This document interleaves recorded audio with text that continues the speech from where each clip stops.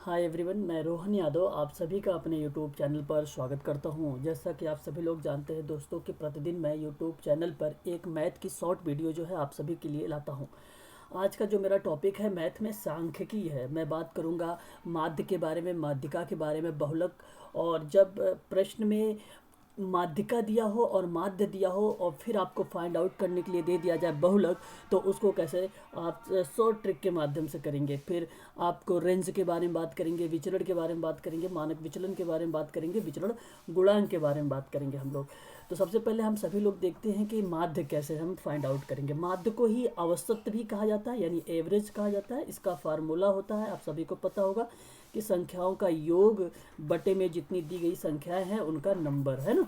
तो ये आपका फार्मूला हो जाता है। तो ऐसी कंडीशन पे अगर हम बात करें तो जब आप फाइंड आउट करेंगे तो आपको क्या करना है, जितनी दी गई संख्याएं हैं उसको आप क्या कर लीजिए, प्लस कर लीजिए। तो अगर आप प्लस करेंगे तो आपके सामने 90 निकल के आएगा। और अगर आप यहाँ पर नंबर्स को काउंट करेंगे तो वो 9 निकल के आएगा। तो आप डिवाइड कर दें तो ये 10 हो जाएगा। तो ये जो 10 आपके सामने निकल कर आया है ये माध्य है।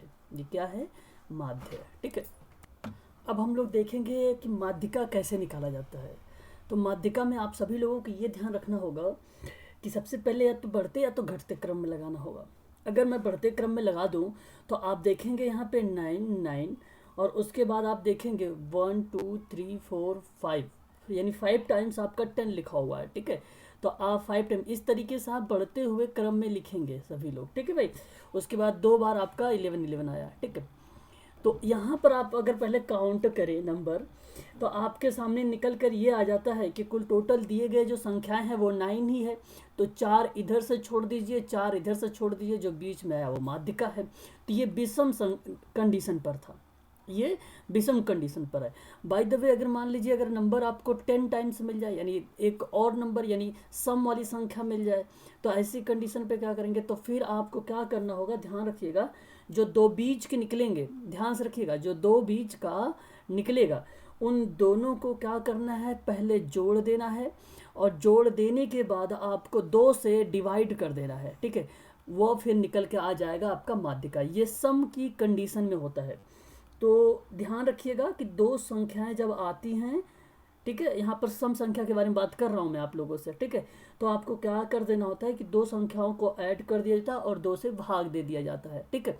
वहाँ पर ये इस तरीके के माध्यिका निकल कर आ जाएगी आपकी। अब हम लोग बात करेंगे बहुलक के बारे में। तो अगर हम बहुलक के बारे में बात करें तो आप सभी लोगों ने अभी देखा भी है कि 10 टाइम्स यानी 10 बार 5 आया था, और 11 जो है आपका 2 बार आया था, 11, 9 आपका आया था 2 बार आया था। तो सर्वाधिक बार जो आता है, जो सर्वाधिक बार आता है जो नंबर, वही आपका होता है बहुलक। तो अगर मैं बात करूं आपसे तो यहाँ पर जो बहुलक होगा वो आपका निकल के आ जाएगा 10। ठीक है। तो इसका सही जवाब हो जाएगा 10। अब हम देखेंगे बहुलक और माध्यिका और टू माध्य करके, है ना। तो ऐसी कंडीशन पे आप लोगों को ध्यान रखना है। अभी अभी मैंने आपको बताया भी है और आप सभी लोग जानते भी हैं, ये फार्मूला आपको पता होना चाहिए कि जो बहुलक का फार्मूला है यह 3 माध्यिका है -2 माध्य है। ठीक है। प्रश्न में आप लोगों को गिवन रहेगा। और अगर मैं आपसे कहूँ तो यहाँ पर माध्यिका आपने जो निकाला था वो 10 निकाला था। और अगर मैं माध्य के बारे में बात करूँ तो माध्य यहाँ पर आपने 5 ले लीजिए। ठीक है। ये प्रश्न में गिवन रहेगा कि ठीक है, माध्यिका आपकी 10 दी गई है और माध्य आपका जो है 5 दिया गया है। तो बहुलक ऐसे पूछ लेगा। तो आपको क्या करना है, 3 इंटू माध्यिका कितनी है थी, 10 है, -2 यहाँ पर ऐसे ही लिखेंगे, माध्य कितना है, 5 है ना। तो 10 3 ज़ा आपका 30 हो जाएगा, 2 5 ज़ा आपका 10 हो जाएगा। इसमें आपका जो निकल कर आया ये आंसर, ये आपका बहुलक हो जाएगा यहाँ पर 20। ठीक है। तो इसे भी ध्यान रखिएगा, ये भी एग्जाम में पूछा जाता है। अब हम बात करेंगे परिसर के बारे में। परिसर मतलब रेंज के बारे में। तो आपको ध्यान रखना होगा रेंज कैसे निकालते हैं। तो आप ध्यान रखिए, महत्तम में से जो सबसे अधिक बार संख्या, जो मतलब सबसे बड़ी संख्या होती है, उस बड़ी संख्या में से जो छोटी संख्या होती है उसका आप घटा देते हैं। ठीक है, ध्यान रखिएगा प्लस माइनस ऐसा कुछ नहीं होता, वो अंतर होता है। ठीक है, यहाँ पर क्या होगा, अंतर होगा परिसर में। तो अगर मैं इस नंबर में देखूँ तो सबसे छोटा संख्या यानी न्यूनतम जो संख्या है वो 9 है, और सबसे बड़ी संख्या की अगर मैं बात करूँ तो 11 है, इसको हम कह सकते हैं अधिकतम। बस यही आपको करना है कि जो बड़ी संख्या है उसमें से छोटी वाली संख्या से घटा देना है। ठीक है, तो अगर आप 11 में से अगर आप 9 को सब्ट्रैक्ट करेंगे तो आपके सामने निकल के आ जाएगा 2। यहाँ पर कोई ऐसा चिन्ह की ज़रूरत नहीं कि हमें प्लस में लगाना है या माइनस में लगाना है। ठीक है, यही आपका उत्तर हो गया। ऐसे प्रश्न को ध्यान रखिएगा, परिसर हम उससे निकालते हैं भाई कि जितनी संख्या जो दी गई होती है उनमें से सबसे अधिकतम वाली संख्या कौन सी है और सबसे न्यूनतम वाली संख्या कौन सी है, मतलब बड़ी संख्या कौन सी और सबसे छोटी संख्या कौन सी है, उन दोनों को घटा देते वही परिसर निकल के आ जाता है। ये बहुत ही इंपॉर्टेंट टॉपिक है, आप लोग ध्यान रखिएगा इस दोनों को। पहले देखो, विचरण और प्रसार समझने से पहले मैं आपको एक चीज़ बताता हूँ मानक विचलन के बारे में। ठीक है भाई, मानक विचलन स्टैंडर्ड डिवीजन निकालते कैसे हैं तो आपको पता होना चाहिए। ये रूट में आपका होता है प्रसरण। ठीक है, याद रखिएगा, ये रूट में होता है प्रसरण। ध्यान रखिएगा, ये पॉजिटिव में होता है। प्रसरण कैसे होता है, पॉजिटिव में होता है। इसको हम स्टैंडर्ड डिवीजन के पहले हम इसके बारे में देख रहे हैं ना, स्टैंडर्ड डिवीजन के बारे में। तो आप ऐसी कंडीशन पे इसे निकालेंगे कैसे, तो आपको क्या करना पड़ेगा कि सबसे पहले आप लोगों को माध्य निकालना पड़ेगा। ठीक है, आपको क्या निकालना पड़ेगा, माध्य निकालना पड़ेगा। तो आपने अभी अभी इसका, इस प्रश्न का अगर मैं माध्य की बात करूं तो आप लोगों ने 10 निकाला था। ठीक है, तो आपने 10 निकाल लिया। तो ध्यान रखिएगा आप सभी लोग, मैं करने क्या चल रहा हूं, तो यहाँ पर हमें माध्य में और इन संख्या का, जो ये संख्या माध्य निकली है, इस संख्या से और इस संख्या से आपको अंतर की बात करना होगा और उस अंतर का स्क्वायर भी करना होगा। तो आप 10 में से अगर आप 10 को निकालेंगे तो 0 ही आएगा, और इसका स्क्वायर कर दीजिए और इनका प्लस भी करते चलना है आप लोगों को। ठीक है भाई, अगर 10 में से 10 को आप सब्ट्रैक्ट करेंगे तो 0 आ जाएगा, इससे आपको अच्छी तरीके से पता है। यहाँ 9, अच्छा आप ध्यान रखिएगा, यहाँ पे आप अगर 9 में से 10 निकालेंगे तो -1 होगा, ऐसा कुछ भी नहीं है, आपको प्लस ही करते चलना है। ठीक है, तो 1 आएगा यहाँ पर। ठीक है, आपको यहाँ पे क्या करना है, स्क्वायर कर लेना है। ठीक उसी प्रकार से आपका सभी में इसका अंतर करते चलना है। ठीक है ना, और आगे अगर मैं बात करूं तो इसके बाद आपको प्लस करके यहाँ पर देखिए 11 में से यानी 11 में से आप 10 निकालेंगे तो आपका 1 आएगा, है ना। फिर 10 में से आप क्या करेंगे, यहाँ पे 0 आ जाएगा, और 11 में से अगर आप 10 को सब्ट्रैक्ट करेंगे तो 1 आ जाएगा। और फिर उसके बाद आप यहाँ पे 9 में से अगर 10 को सब्ट्रैक्ट करेंगे तो यानी अंतर करेंगे तो 1 आ जाएगा ना। तो इसका आप सब वो भी कर सकते हैं, वर्गमूल भी कर सकते हैं। कभी कभी एग्जाम में आप लोगों को 0 और 1 ना देकर 2 का 3 का अंतर पूछ लेता है ऐसी कंडीशन पर। ठीक है, तो इसलिए मैं कह रहा हूँ कि वहाँ पर आप करें जरूर। ठीक है, तो इनका जब योग करेंगे आप लोग तो योग जो आपके सामने निकल के आएगा वो आएगा 4। इसका योग जो है 4 निकल के आएगा। और फिर उसके बाद कितनी दी गई संख्याएं हैं, वो है 9, और यही है आपका क्या, प्रसरण। ये आपका क्या निकल के आया, ये प्रसरण निकल के आया है। प्रसरण निकालने का यही तरीका है। ठीक है, स्टैंडर्ड डिवीजन में। ठीक है, ये आपका प्रसरण निकल कर आ गया है। ऐसी कंडीशन पे अगर हम इसमें जब स्टैंडर्ड डिवीजन का स्क्वायर करते, क्योंकि मानक विचलन का हमने स्क्वायर भी रूट में बताया है ना, तो आपको क्या करना है, इसका रूट में अगर आप करेंगे, ये रूट में आया है आपका प्रसरण, देखिए यहाँ पे फार्मूला ये रूट में आया है, और रूट को जब हटाएंगे तो आप 2/3 कर देंगे, ये इसका राइट आंसर हो जाएगा। ठीक है, अब देखिए हम निकाल लेंगे कैसे विचरण गुणांक के बारे में। ठीक है, अब इसके बारे में देखिए थोड़ा सा। तो अगर मैं इसके बारे में बताऊं आप लोगों को, तो इसको निकालने का तरीका होता है स्टैंडर्ड डिवीज़न। ठीक है, बटे में आप मीन करेंगे, बटे में आप मीन करेंगे इंटू 100% कर देंगे, ये आपका निकल कर आ जाएगा फिर। ठीक है, तो चलिए हम करते हैं इसमें। तो विचरण निकालेंगे अगर तो SD, तो SD अभी अभी हमने देखा है ऊपर निकाला है मानक विचलन के बारे में, 2/3 निकाला था हम लोगों ने। और फिर मैंने कहा कि SDM यानी आप फार्मूला याद करने का तरीका है SDM इंटू 100%। ठीक है, तो आप ऐसे याद कर सकते हैं। तो फार्मूला है SDM, तो आप SD अगर हम कहें तो निकल के आ गया हमारा कि 2/3 है। और फिर मैंने कहा है मीन भी होना चाहिए, तो मीन से आप यहाँ पे मल्टीप्लाई भी कर देना है आपको, है ना। और इसका पूरा का जो मल्टीप्लीकेशन है 100% से कर देना है। ठीक है, बस आपका आंसर आ गया। तो इस 0 से इस 0 को हटा दीजिए। ठीक है, और फिर अगर मैं बात करूं आप लोगों के सामने, तो यहाँ पर जो उत्तर निकल के आएगा 20/3 उत्तर निकल के आ जाएगा। ये 20/3% आपका विचरण गुणांक हो जाएगा। ठीक है, तो इसे आप चलिए अब क्वेश्चन करिए फटाफट आप सभी लोग। तो मैंने इसका जो है एग्जाम्पल ही लिया था, है ना। आप लोगों ने देखा भी होगा, तो आप इजीली निकाल लेंगे कि मानक विचलन क्या आता है ना। तो आप इजीली कर लेंगे इसे, ठीक है। चलिए इस क्वेश्चन को देखिए आप, कि यदि एक जनसंख्या का मानक विचलन 4.5 है तो प्रसरण क्या होगा। अभी भी मैंने बताया भी है प्रसरण निकालने का तरीका भी आप लोगों को, है ना। तो हमें क्या करना, हमने फार्मूला हमें याद है, एस डी इज इक्वल करते हैं रूट में प्रसरण लिखते हैं, है ना, ऐसे। और यहाँ पे मानक विचलन आपको दिया हुआ है, तो आपको प्रसरण निकालना है। प्रसरण का मतलब ये निकालना है आपको, और मानक विचलन आपको दिया हुआ है। तो आप सभी लोग जानते भी हैं प्रसरण का अगर हम करते हैं तो प्रसरण is equal S D square का हो जाता है। और एस डी जब आपको मिल गया है, एस डी का मतलब स्टैंडर्ड डिवीजन आपको जब मिल गया है, तो 4.5 का आप स्क्वायर कर दीजिए, ठीक है। तो 4 पच्चे 20 हो जाएगा और 5 25 हो जाएगा, तो यानी 20 और 25 इसका आंसर हो जाएगा। 20.25 आपका इसका करेक्ट जवाब हो जाएगा, ठीक है। तो याद रखिएगा ये फार्मूला है, निकालने का तरीका इसी तरीके से निकाल। चलिए इस क्वेश्चन को करिए कि यदि एक जनसंख्या मानक विचलन 6 है तो इसका प्रसरण क्या होगा, है ना। तो वही ठीक दे दिया आपको, रिपीट कर दिया इसी क्वेश्चन को, है ना। तो अगर मैं बात करूं मानक विचलन के बारे में, तो आप सही तरीके से जानते भी है कि प्रसरण हम इस तरीके से निकालते थे, प्रसरण इज इक्वल एस डी का स्क्वायर कर देते थे, है ना। और हमें निकालना है प्रसरण ही, और मानक विचलन दिया हुआ है, तो एस डी मतलब दिया हुआ है, तो 6 का स्क्वायर कर दीजिए आप यहाँ पे, आपको निकल के आ जाएगा 36। तो इसका करेक्ट जवाब हो जाएगा ऑप्शन नंबर डी, है ना। तो याद रखिएगा ये भी इंपॉर्टेंट। इस क्वेश्चन में देखिए दिया हुआ है मानक विचलन 6.5, तो इसका प्रसरण निकालना है हमें, और प्रसरण का वही फार्मूला है, आपको वही चीज़ें फॉलो करनी है, ठीक है।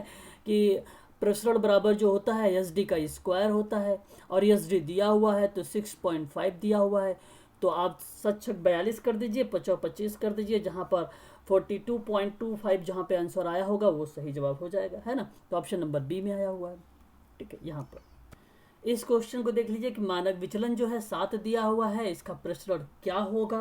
अगर मानक विचलन 7 दिया हो तो आपको आप फाइंड आउट करनी जो प्रसरण, तो और ये दिया हुआ है और प्रसरण आपको पता है अच्छे तरीके से, तो एस डी जो है आपका मानक विचलन 7 है, तो इसका स्क्वायर कर दीजिए आप, आपका आ जाएगा 49, है ना। कितना आ जाएगा, 49 आ जाएगा। तो इसका करेक्ट जवाब आ जाएगा ऑप्शन नंबर सी। प्रश्न वही है, केवल मैंने प्रसरण की जगह अब लिख दिया है विचरण, है ना। मैंने नहीं, रेलवे एनटीपीसी में आया हुआ था प्रश्न था, ये लिखा हुआ है, ठीक है भाई। तो याद रखिएगा प्रश्न वही है, तो मानक विचलन ठीक उसी प्रकार से आपको क्या करना, प्रसरण है ये, विचरण अभी आप कह सकते हैं इसे, एस डी का स्क्वायर कर दीजिए, 9 का स्क्वायर कर दीजिए 81, आपका सही जवाब आ जाएगा ऑप्शन नंबर। देखिए ये इस प्रश्न को देखिए, यहाँ पे प्रसरण दिया हुआ है, ठीक है। ध्यान रखिएगा यहाँ पर अब चेंज हुआ है कि प्रसरण आपको दे दिया है 144 और आपको निकालना है स्टैंडर्ड डिवीजन, है।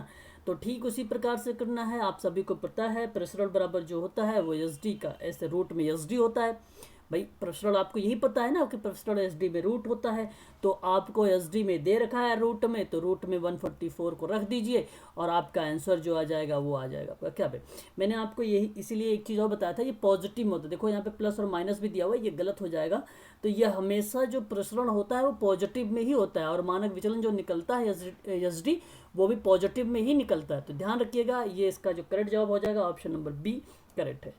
चलिए इस प्रश्न को जरा देखिए कि एक बटन का माध्य जो है 15 है और मानक विचलन 5 है, तो विचरण गुणांक की बात कर रहा है, ठीक है। विचरण गुणांक क्या होगा, तो ऐसी कंडीशन पे आप सबको मैंने फार्मूला भी बताया था विचरण गुणांक के बारे की, एस डी एम, है ना, एस डी एम इंटू 100% बताया था, है ना। तो ऐसी कंडीशन पर आपको क्या करना पड़ता है, पहले हमें माध्य पता होना चाहिए और माध्य गिवन है, और फिर हमें जो है मानक विचलन के बारे में भी जानकारी होनी चाहिए, ठीक है। तो ऐसी कंडीशन पर अगर मैं आपसे बात करूं तो आप देखें तो आपका माध्य कितना है, बस आप पुट अप करते चलिए। मानक विचलन के स्थान पे आप 5 लिख दीजिए और माध्य के स्थान पे आप 15 लिख दीजिए और इनटू करके 100 से मल्टीप्लाई कर दीजिए, ठीक है। तो अगर आप इसके काटापिटी करेंगे तो 5 3 आपका हो जाएगा 15 में, और उसके बाद आपको क्या करना होगा, 100 से आप जो इसको डिवाइड करेंगे तो ये आपका निकल के आ जाएगा 33.33, ठीक है भाई। ऐसे आपका निकल के आ जाएगा, ऑप्शन नंबर सी वाला करेक्ट जवाब हो जाएगा। तो याद रखिएगा जो मैंने बताया था विचरण गुणांक का फार्मूला वो यही है, एस डी एम इंटू 100%, ठीक है। याद रखिएगा ये आप सभी लोग। चलिए इस क्वेश्चन को देखिए कि एक वितरण का माध्य जो है 80 है, मानक विचलन 16 है। ठीक उसी प्रकार से आपको करना है। फिर आपसे पूछ लिया है मानक विचलन, तो एसडीएम कर दीजिए और इनटू में आपको 100% करना है। ठीक है, तो फिर आपको पता है कि स्टैंडर्ड डिवीजन कितना है भाई, 16 है मानक विचलन, और माध्य कितना है 80 है, और मल्टीप्लाई कर देना है 100 से। तो आप इजीली इसे कर पा रहे होंगे, है कि नहीं। और यहाँ पर जो निकल के आएगा आपका 20% निकल कर आ गया, है ना। तो 8 टू ज़ा आपका 16 हो जाएगा, 2 टाइम्स कट गया। आप इस 2 से इस 10 से मल्टीप्लाई कर देंगे, इस जीरो से मैंने काट दिया था, इसलिए आपका यहाँ पे 20% आ गया। ठीक है, अगेन आपसे पूछ लिया है कि विचरण गुणांक क्या होगा। फिर वही एसडीएम आपको करना है, इनटू में 100% कर देना है। ठीक है, और आप संख्या को पुटअप करते चलिए उसके स्थान पे कि आप 6 बटा जो होगा वो माध्य कितना है 24 है, और इनटू में 100 को कर दीजिए। ठीक है, तो अगर हम देखें यहाँ पर तो 6 आप कहेंगे 6 4 जा जो होगा 24 होगा, और इस 4 से आप इससे डिवाइड करेंगे तो आपका निकल के आ जाएगा 25। 4 जा जो होता है वो 100 होता है। यहाँ पर करेक्ट जो जवाब हो जाएगा ऑप्शन नंबर बी करेक्ट हो जाएगा। अगेन वही आपको क्वेश्चन मिल रहा है कि भाई विचरण गुणांक क्या है। ये कई बार एग्जाम में पूछा गया है, ध्यान रखिएगा। एक बहुलक वाला जो मैंने अभी बताया है 3 माध्यिका -2 माध्य, ये ध्यान रखिएगा। विचरण गुणांक को ध्यान रखिएगा, ये काफ़ी बार एग्जाम में प्रश्न पूछा जाता है इसको, है ना। तो अगर हम बात करें यहाँ पर कि एक वितरण का जो माध्य 20 है, मानक विचलन 6 है, ठीक उसी प्रकार से एसडीएम, ठीक है, इनटू में 100%। ध्यान रखें ऐसे फार्मूला हम लगाते हैं विचरण गुणांक के लिए। और दिया हुआ है माध्य आपका, तो आप बटे में लिखिए, नीचे लिख दीजिए 20, और मानक विचलन है 4 आपका, मल्टीप्लाई 100 से कर दीजिए। ठीक है, तो 4 5 जा हो जाएगा, आपको पता है 20, और 5 तो अगर आप डिवाइड करेंगे तो ये आ जाएगा 20, तो यानी 25 जा जो हो जाएगा 100। तो इसका सही जवाब हो जाएगा ऑप्शन नंबर बी। कभी कभी एग्ज़ाम में ऐसे भी क्वेश्चंस बन जाते हैं जिसमें रेंज और बहुलक और माध्यिका तीनों पूछ लिया जाता है ना। तो अगर हम बात करें रेंज के बारे में, तो आप सब भली भांति तरीके से परिचित होंगे। सबसे कम संख्या, मतलब सबसे कम संख्या कौन सी है इसमें, तो अगर आप फाइंड आउट करेंगे तो सबसे कम संख्या जो हो जाएगी वो आपकी 12 हो जाएगी। और सबसे बड़ी संख्या इसमें कौन सी है, तो आप कहेंगे इसमें सबसे बड़ी जो संख्या है वो आपकी 21 हो जाएगी, है ना। तो इन दोनों का अगर आप अंतर निकालेंगे, रेंज तो निकल के आ जाएगा। तो इसका जो अंतर है वो 9 का अंतर है। कितने का अंतर है, 9 का अंतर है। ठीक है, तो आप इससे लगा सकते हैं कि इस ऑप्शन नंबर ए में दिया हुआ है। ठीक है, तो या तो ये करेक्ट हो जाएगा, या तो आप फिर आप बहुलक देख लीजिए, तो जो सबसे अधिक बार दिया गया हो, यानी 2 बार आप देखेंगे तो यहाँ पर बहुलक दिया गया है। ठीक है, या तो फिर आप माध्यिका निकाल सकते हैं। मैंने आपसे बताया था ना कि भाई बढ़ते क्रम में आपको रेंज करना है। और यहाँ पर संख्या को आप देखिए जरा, तो कुल टोटल जो है 8 संख्या निकल के आ रही हैं। ठीक है, तो ऐसी कंडीशन पे ये सम संख्या निकल के आ रही है। तो जब ये सम संख्या निकल के आ रही है, तो मैंने बताया था ना कि आपको जो बीच की 2 संख्याएं हैं, इन दोनों को हमें क्या कर लेना है, ऐड कर लेना। तो यानी आप 15 + 21 को अगर आप ऐड करेंगे, और फिर मैंने आपसे कहा था कि 2 से डिवाइड कर देना है आप लोगों को। ठीक है, तो ये निकल कर आपका कितना आ जाएगा कि भाई 36 आ जाएगा। आपको निकल कितना आ जाएगा, 36 आ जाएगा, है ना। और फिर आपको 2 से डिवाइड कर देना है। ठीक है, तो यहाँ पर निकल के आएगा 18। ठीक है, 18 दूनी 36। भाई यहाँ पर जो है ऑप्शन में ही ये गलत लिखा हुआ है ना। नहीं दोस्तों, ये देखिए सही दिया हुआ है, हमें लगाना होता है बढ़ते क्रम में, है ना। तो देखिए मैंने बढ़ते क्रम में लगा दिया है, आप लोग देख भी रहे हैं। ठीक है, तो यहाँ 14 ही रहेगा, 14 ही रहेगा। ठीक है भाई, तो 12 और 13 को हमने क्या कर दिया, सभी को यहाँ पे एक बढ़ते क्रम में लगाया। फिर उसके बाद हमने क्या किया, माध्यिका हमें निकालना था, तो हमने बीच की जो 2 संख्याएं थी, हमने इन दोनों संख्याओं को हमें प्लस करना था। तो 29 आएगा, और 29 बाई अगर हम 2 को करेंगे तो 14/5 आपका आ जाएगा पॉइंट। ठीक है, तो आप यहाँ से कह सकते हैं कि 14 आपका करेक्ट जवाब हो जाएगा। ठीक है, ऑप्शन नंबर आपका ए ही सही जवाब है इसका।